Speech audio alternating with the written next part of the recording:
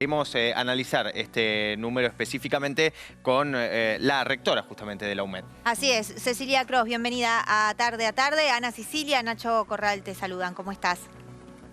¿Qué tal, Ana, Nacho? Buenas tardes, ¿cómo están ustedes? Muy bien. A ver, la voz autorizada, ¿no? Para hacer la lectura de estos números de este mes. Bueno, lo que nosotros estamos observando es, como ustedes señalaban en el anticipo, un rebrote, digamos, un pequeño salto de la inflación luego de 2 meses de caída. Bueno, en nuestro caso eran 3 meses que hemos registrado, digamos, una caída y un desempeño, digamos, un poco más favorable. Notamos nuevamente que hay un incremento, otra vez motorizado por el rubro de alimentos. Particularmente cereales, frutas, verduras, que ha sido, digamos, el sector más dinámico en el aumento de precios a lo largo de los últimos 2 años, ¿no? Particularmente vinculado con bueno, las restricciones al consumo que supuso la pandemia. Cecilia, hablabas de los alimentos. Respecto a la carne, ¿qué fue lo que pasó particularmente este mes? Sobre todo teniendo en cuenta que hubo un intento con distintas políticas de frenar el aumento que hasta el año pasado y principio de este año había sido uno de los que más se había disparado. Bueno, nosotros medimos justamente que hay un desempeño del precio de la carne por debajo del 3%, está en el orden del 1%. Digamos, la verdad es que eso parecería indicar que algunas de las medidas que fueron adoptadas dieron un resultado bastante favorable, aunque bueno, todavía en este insumo tan clave, digamos, para el consumo de las familias, todavía se registran incrementos, ¿no? Una baja aún que impacte se puede llegar a dar de acá a fin de año o eso todavía no se puede aventurar.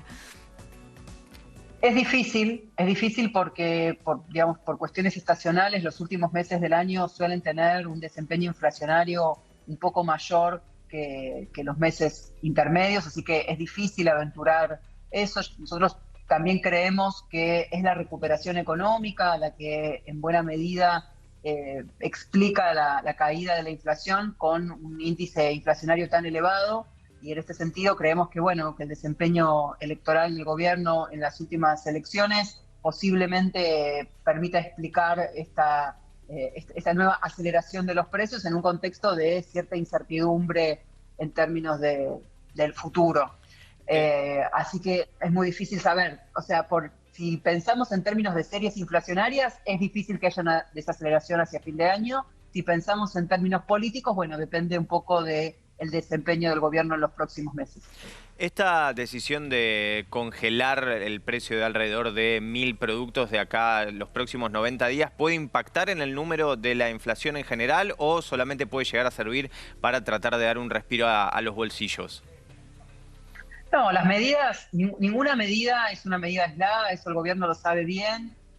Casi siempre estas medidas son como el exponente de acuerdos sectoriales que se van trazando, que se van sellando. Entonces, la realidad es que, bueno, vamos a ver después cómo esos acuerdos se implementan, cuáles son las presiones. Hay, digamos, algún condicionante en términos de la macro, de los acuerdos por la deuda, que también generan tensión y que generan algún signo de pregunta a futuro, pero entendemos que o sea, el congelamiento de los 1.000 precios no es solo importante por los 1.000 precios, sino porque implica una instancia de diálogo y de construcción de acuerdos que, bueno, efectivamente es el camino para poder reconstruir un poco la senda del crecimiento, y la senda del crecimiento requiere, sin duda, una inflación más moderada que la actual. Sí. Cecilia, me quedé con lo que mencionabas sobre los productos, ¿no? Que quizás marcan un poquito para arriba o por encima. En similar periodo de años anteriores o incluso prepandemia, ¿ustedes consideran eso también? ¿Lo miran, lo analizan de alguna manera? Sí, por supuesto. Nosotros sabemos que la canasta de consumo con la que estamos midiendo inflación, no solo UMED, sino el INDEC y todas las consultoras, es una canasta de consumo, ¿cómo podríamos decir? Que no refleja cabalmente la pauta de consumo actual. Quiero decir, toda canasta siempre puede estar más o menos desactualizada. De hecho, Claro. INDEC no mide con la última encuesta nacional de los hogares, sino con una anterior. Pero a lo que nos referimos es que las pautas de consumo son muy erráticas y muy complejas en pandemia. Entonces, comparar octubre de este año con octubre del año pasado con la misma canasta Y bueno, es un indicador, pero es un indicador que tiene una precisión mucho menor a la habitual. Claro. Por eso el comportamiento de alimentos, que ha sido uno de los sectores que no se vio afectado por el ASPO, digamos, bueno, nos está dando alguna señal de qué es lo que está pasando de afuera. Claro, totalmente. Claro, y justamente por eso, a partir de ahora, con ya reactivaciones plenas, niveles de consumo mucho mayores en casi todos los sectores, como decía, se espera que para los próximos meses, más allá de lo que generalmente, según la tendencia daba, que los meses finales llegan un poco más al alza, en este caso se puede acentuar todavía más por esta recuperación, si se quiere, de toda la economía.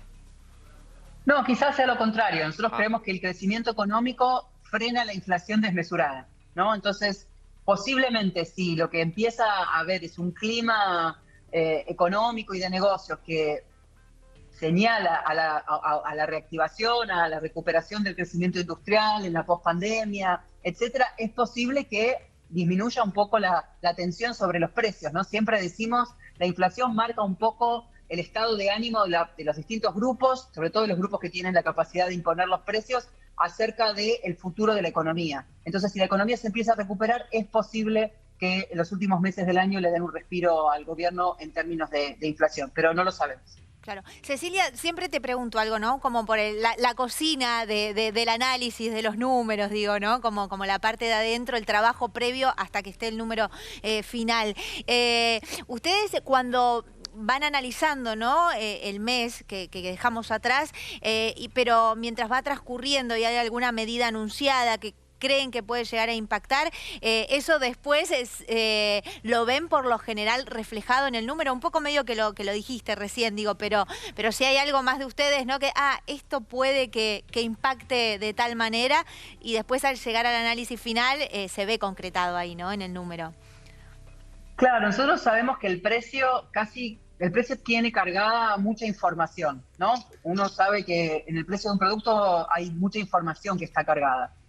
Hay información que tiene que ver con la calidad de ese producto, con el proceso de elaboración, con el costo de ponerlo en la góndola, porque si es un producto importado, porque si es un producto que se trae desde un lugar muy lejano, etcétera. Entonces, nosotros sabemos que hay un montón de información cargada en el precio. Por eso, ciertas medidas, bueno, poder analizar como algo lineal el impacto de esas medidas requiere un poco de precaución y requiere un poco de atención, ¿no? Porque no es, por ahí a veces aparece un poco esta idea de que los precios o los pone el mercado, que no sabemos muy bien qué es, claro, o los ponen un grupo de especuladores que se juntan para complicarle la vida a la gente. Bueno, sabemos que es una cosa un poco más compleja, pero siempre por eso tratamos de hacer lecturas de más largo aliento y decimos en este informe que, bueno, por ejemplo, la inflación interanual ha sido del 52%, que creemos que la inflación de aquí a fin de año sí se mantienen estos indicadores, estos resultados mes por mes, va a estar muy por encima del 45%. Entonces, bueno, son cuestiones para pensar más en el largo plazo que en el mes a mes. Claro. Cecilia, y en paralelo, ¿qué está pasando con los salarios de los trabajadores?